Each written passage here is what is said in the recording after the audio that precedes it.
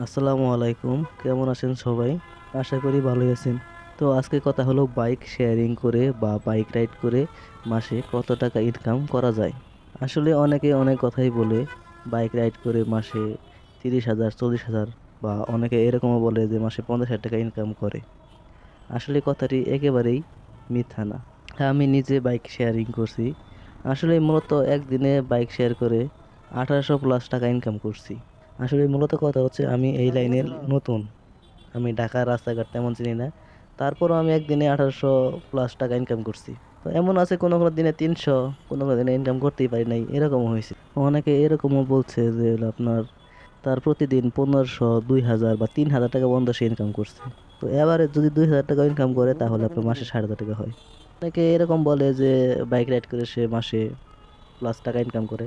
আসলে তা সত্য, তবে পরিশ্রম আছে অনেক। চাকরির পাশাপাশি বাইক রাইড করেও টাকা ইনকাম করা যায়।